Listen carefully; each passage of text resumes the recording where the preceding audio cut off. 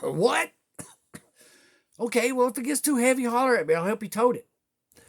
Oh, well, howdy, folks. Joe Buddy Bill, and I'm back. And as part of Project Reset, I'm trying out some new things on the entertainment side of Cheap Ass Productions.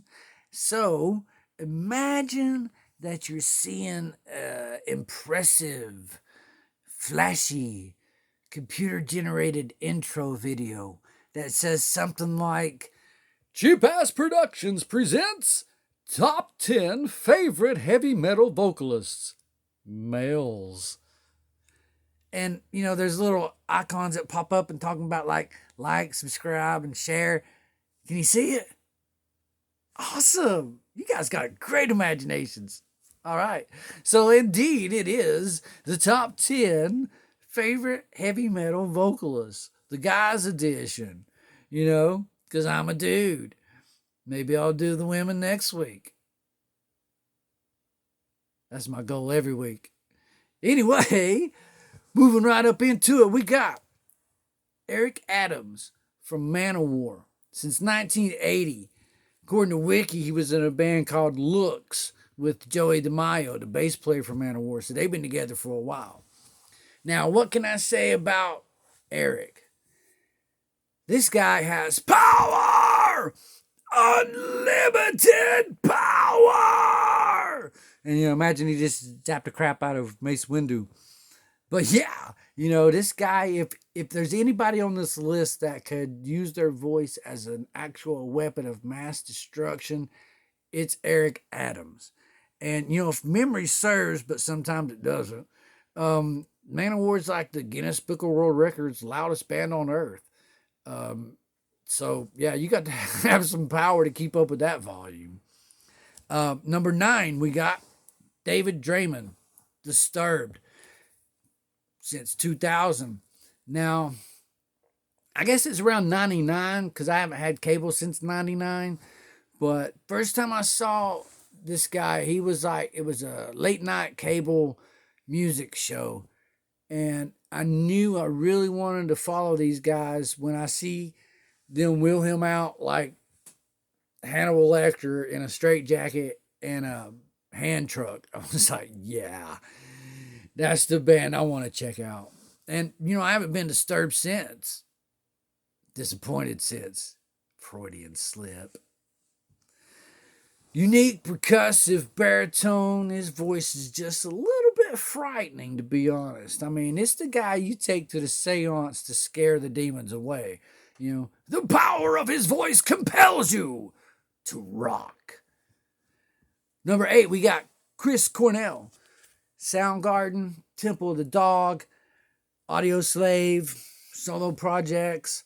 What can I say about Chris Cornell? The man's vocal cords were like Stretch Armstrong. And if you don't know for Stretch Armstrong, kids, just feel free to Google it. But utterly fearless and just like a sense of vulnerability, which kind of plays out, with his life. Sadly, we lost him in May of 2017, so it's been right at 4 years, and I'm still missing that one hard. Rest in peace, Chris. Number 7, we got Russell Allen. Now, a lot of y'all might not have heard of this cat, but he's with a band called Symphony X. He's also done projects with Star One, Level 10, and until I did a little bit of research on this video, I had no idea that he did some singing with Trans-Siberian Orchestra. It must have been after the tour that I saw. But, wow! I got to check that out. Because I'm TSO. But, what can I say about Russell Allen's voice? It's like the personification of an Arthurian knight. I mean, when I hear this guy sing, it's like I can envision, a knight in shining armor slaying a fire-breathing dragon with a mic stand. So, yeah, Russell Allen. Check out some Symphony X. You'll thank me later. Coming in at number 6, it's the inimitable, tattooed millionaire himself, Bruce Dickinson. Been with Iron Maiden since 1981.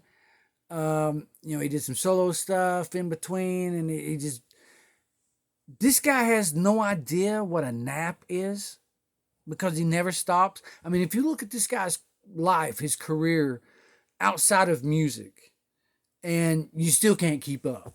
I mean, he's a freaking commercial pilot, for crying out loud. Are you kidding me? And that's just on a list. So yeah, but the thing about it is that really absolutely blows my mind about this guy. Voice has not changed since the first time. I mean, you look up any Iron Maiden live recording, and there are numerous recordings to choose from, but you don't know what the year is if you're just not ultra familiar by what songs were released on what album or whatever. I mean, nerds are going to get it.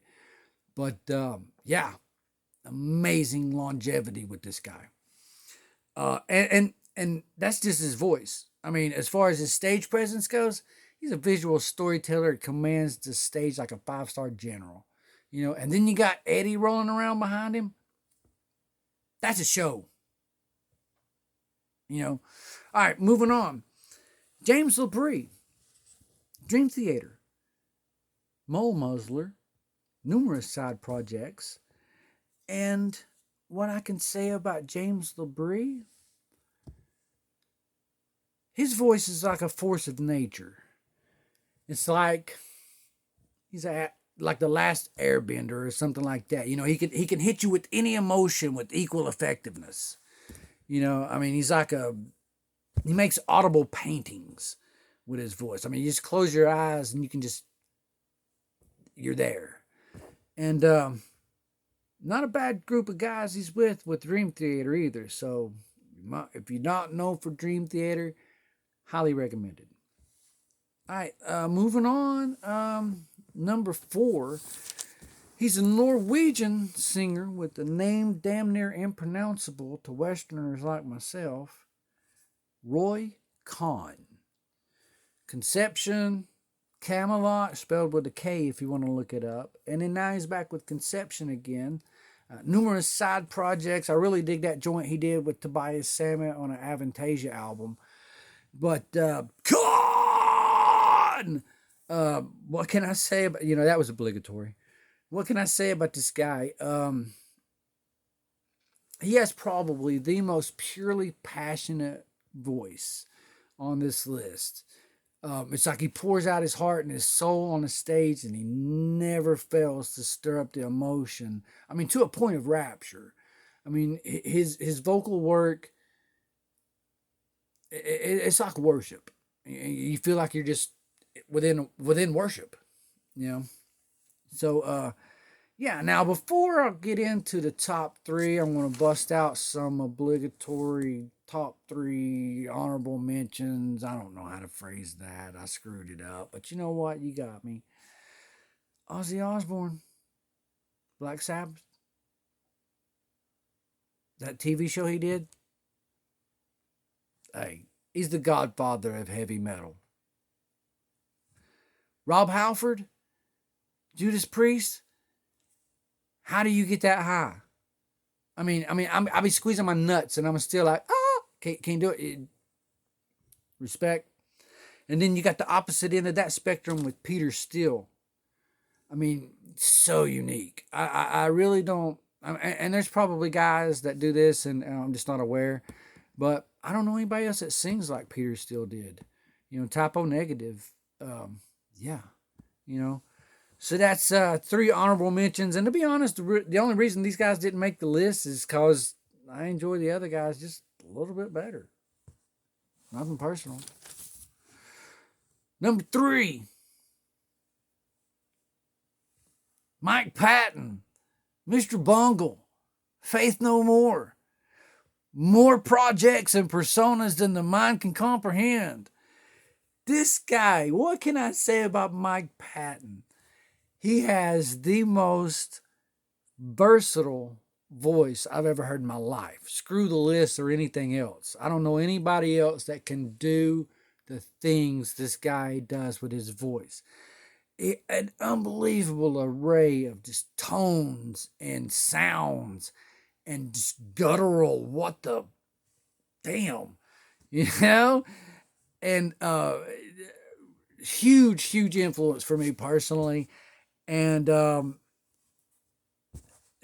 sense of humor this guy throws into some of the stuff is just like, yeah, you know, it's it.